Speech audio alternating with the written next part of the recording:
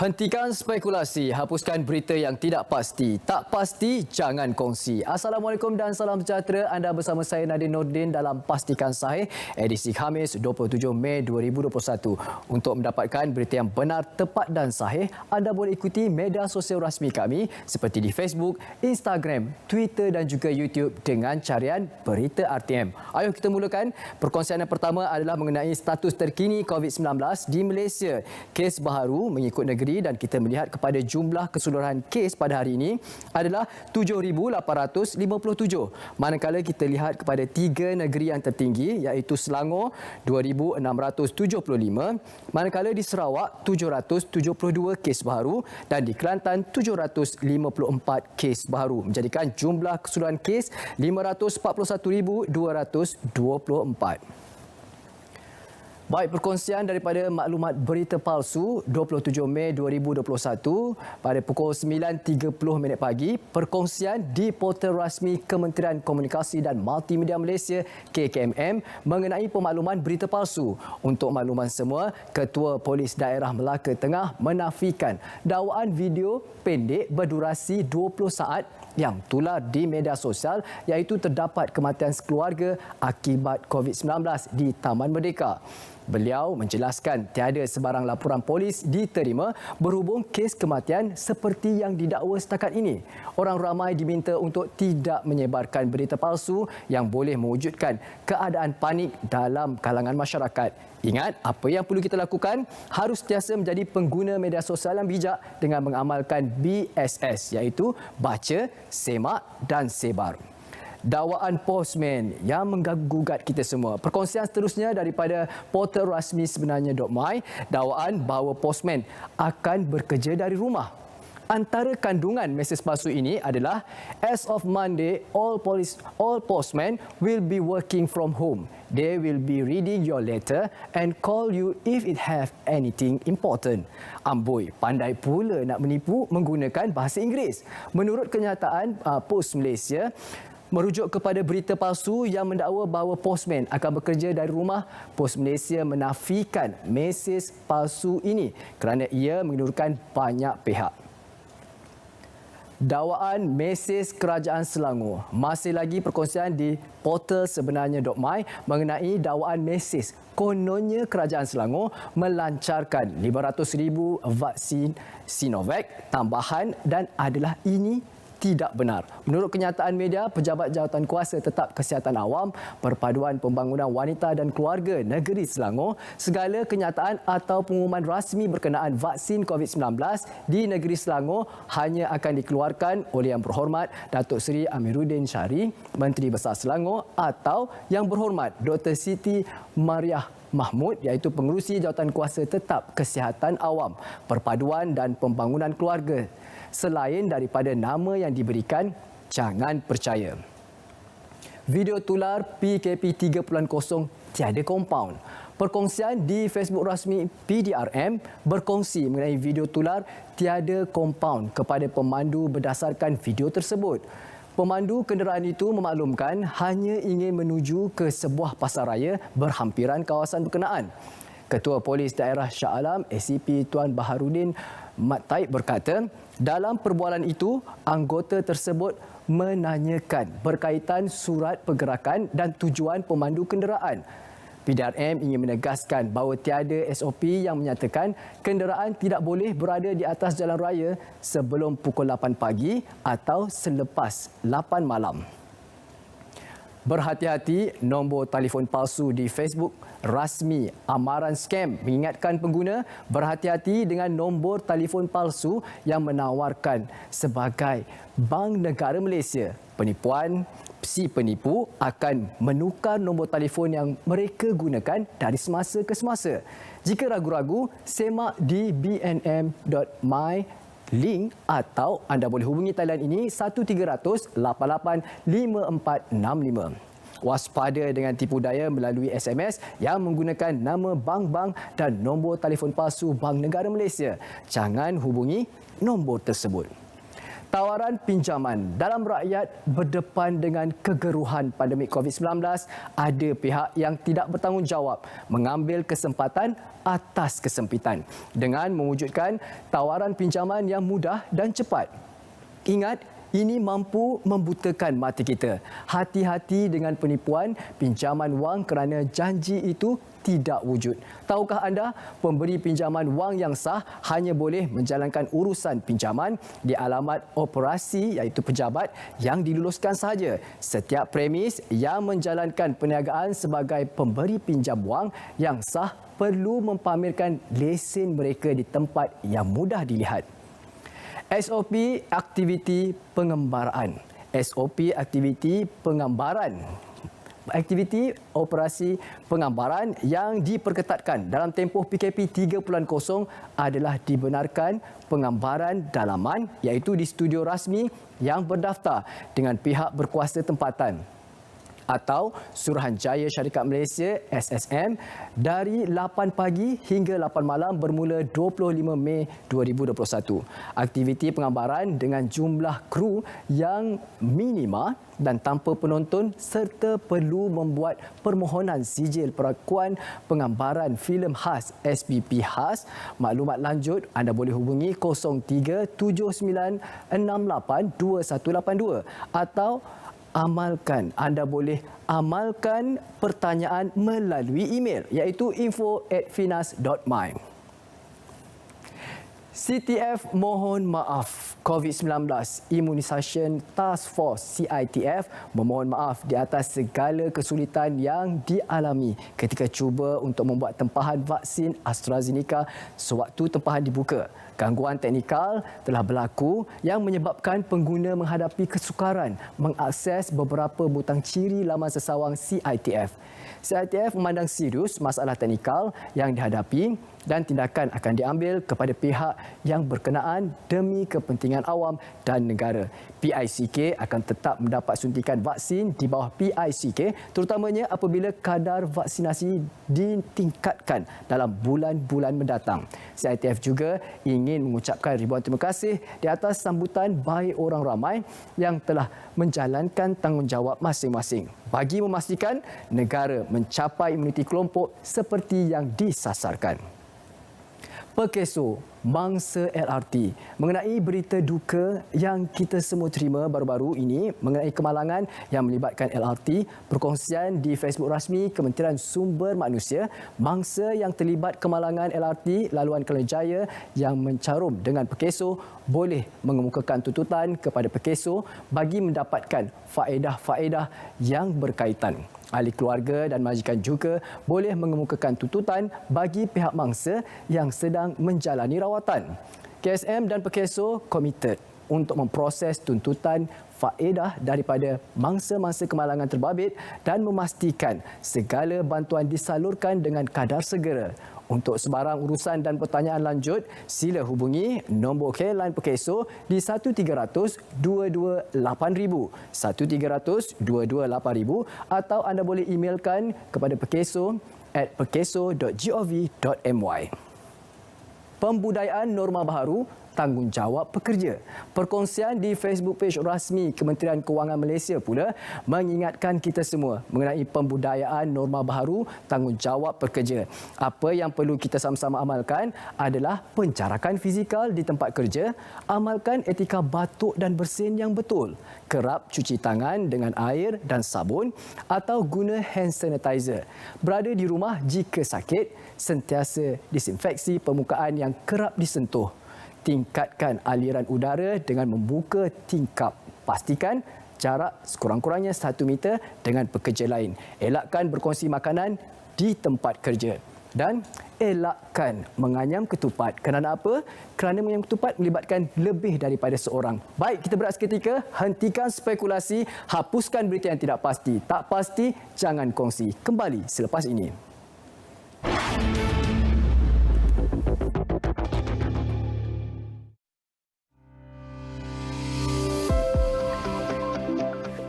Assalamualaikum warahmatullahi wabarakatuh dan salam sejahtera. Apa khabar semua? The national COVID-19 immunization program will begin with phase 1 involving our frontliners. Phase 2 of the program will involve high-risk individuals with comorbidity and the elderly, followed by phase 3 for the general public aged 18 and above. Vaccination centers have already been identified in locations near you. And for those who have yet to register, please do so via the MySejahtera application. It's very simple. All you have to do is register via the MySejahtera application. You will then be informed of the date and place where you will be vaccinated. Getting vaccinated is very important to achieve herd immunity while preventing the pandemic from spreading further. Let us protect our beloved nation together from COVID-19 by getting vaccinated. Lindung diri, lindung semua.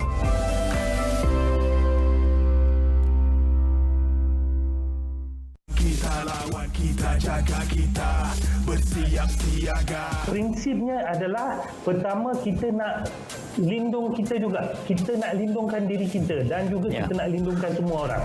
So prinsipnya adalah memakai surgical mask di dalam. First layer adalah memakai surgical mask di dalam, dan kedua disebabkan kita ada masalah-masalah bentuk muka yang berbeza and so on, padahal surgical mask ni segi 4 aja macam ni kan.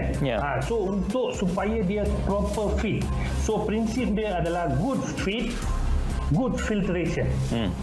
Disebabkan itu kita pakai mask dulu, and then kita memakai fabric mask di atas dia supaya dia dapatkan fit kepada muka kita. Itulah prinsip dia, dan kita bernafas seperti biasa. Kita lawan, kita jaga, kita bersiap siaga.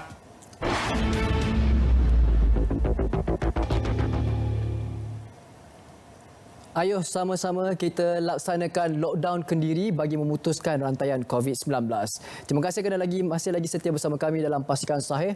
Had masa 2 jam dalam premis. Tempoh masa maksimum 2 jam berada di premis perucitan bertujuan mengelak berlaku kesesakan. Seterusnya, mencapai objektif mengurangkan pergerakan serta risiko jangkitan COVID-19. Justeru, pengguna disarankan untuk merancang pembelian lebih awal. Pengguna juga mempunyai pilihan untuk membuat pembelian secara dalam talian. Of course lah, kalau kita bertanya tentang convenience, memanglah mereka nak lebih, tapi untuk mencapai objektif yang tertentu perlu ada sedikit kerjasama lah daripada semua pihak.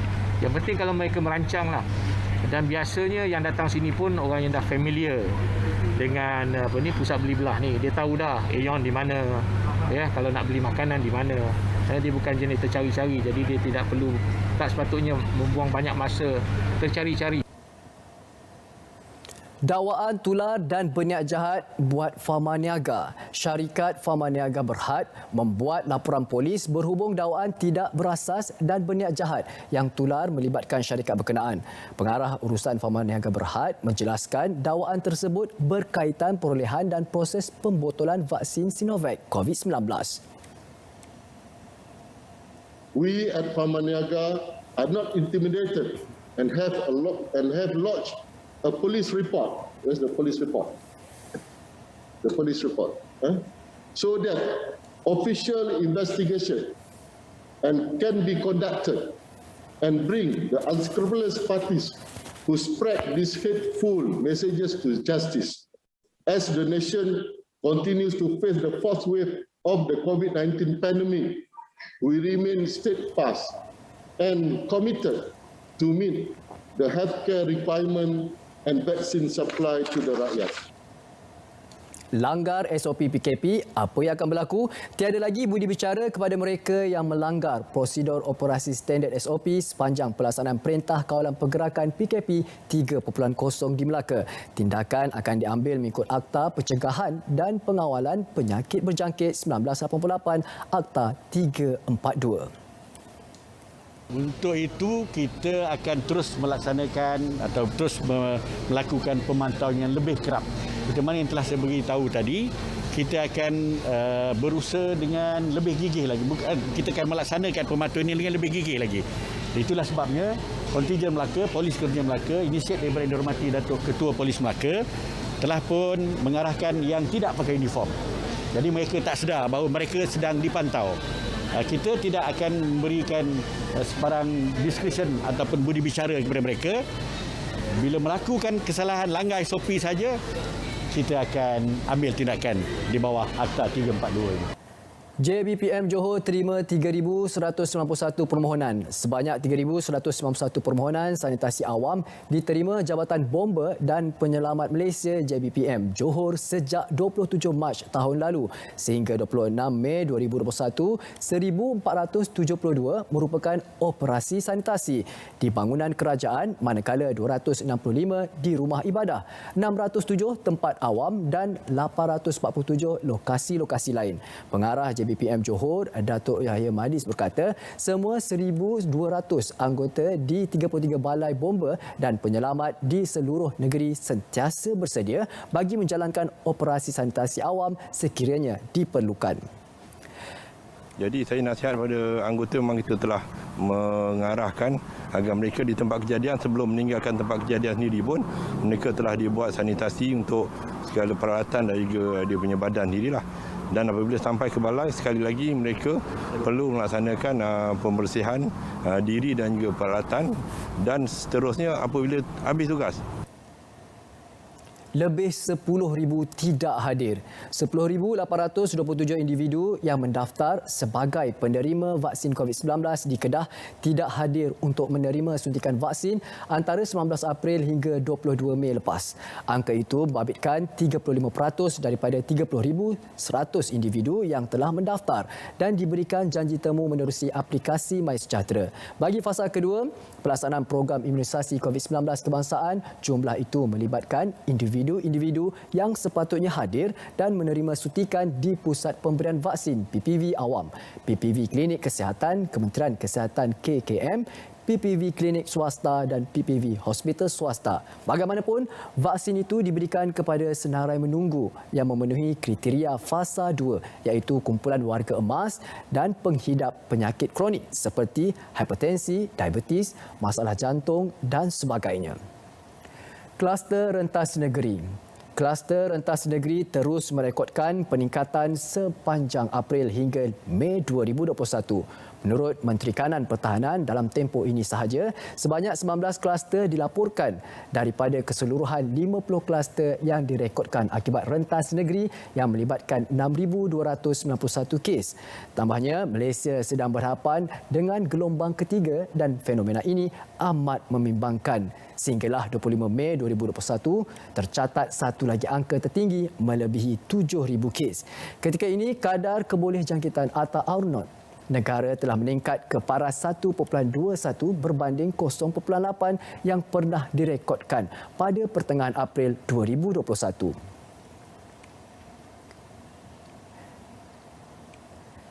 SOP PKP 3.0 sektor pengangkutan SOP Perintah Kawalan Pergerakan PKP 3.0 bagi sektor pengangkutan awam darat bas merangkumi operasi bas yang telah disenaraikan. Anda adalah diingatkan supaya sentiasa mematuhi segala garis panduan dan arahan SOP yang ditetapkan oleh pihak MKN dan KKM serta berdisiplin dengan amalan kebiasaan baharu bagi mengekang penularan wabak COVID-19. Dapatkan SOP terkini di portal rasmi MKN dan KKM.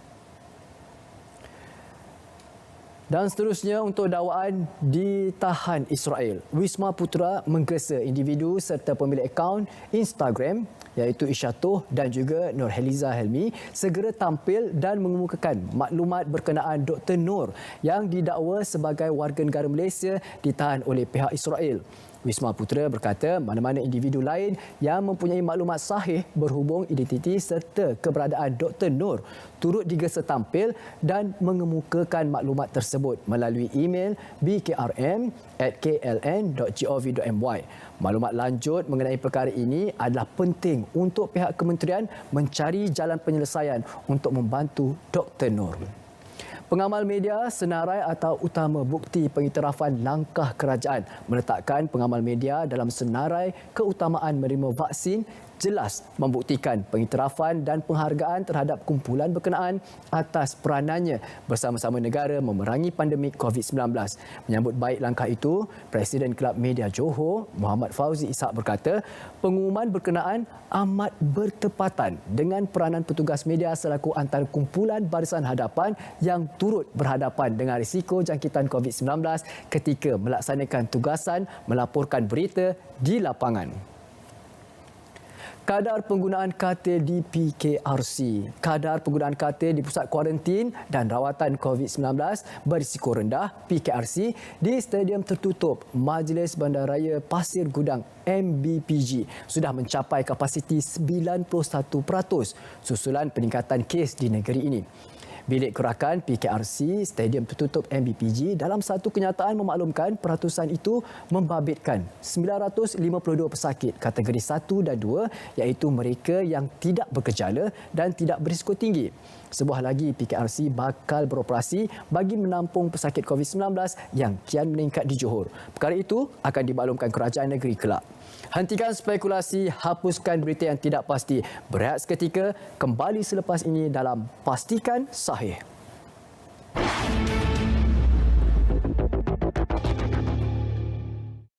Kita lawan, kita jaga, kita bersiap siaga. Apabila kita memakai surgical mask, disebabkan kita pakai bentuk-bentuk muka yang lain and so on, average dia adalah 57%. Ya. Dan apabila kita menggunakan knot, that means dengan satu surgical mask, kita menggunakan knot. Kita menggunakan knot ni, okey, dia memberi kesan kepada kita 77%. Okey. Nah, untuk menambahkan supaya dia jadi hampir 85 ke atas peratus, kita menggunakan dua surgical mask dan juga fabric. So, ini akan memberi satu protection kepada kita dan juga kepada mereka yang ada simptom, supaya mereka tidak menjangkiti orang lain dan menjangkiti keluarga kita sehingga menyebabkan kematian di dalam keluarga kita. Kita lawan, kita jaga, kita bersiap siaga. Dengan sistem aplikasi MES 999, bantuan kecemasan kini lebih mudah. SafeMe 999 Polis menghubungkan seluruh rakyat Malaysia kepada pihak polis. SafeMe 999 Deaf untuk golongan kurang upaya pendengaran dan pertuturan. Dan SafeMe 999 Blind untuk golongan kurang upaya penglihatan. Muat turun secara percuma melalui telefon pintar anda. MES dan aplikasi 999 memudahkan panggilan kecemasan.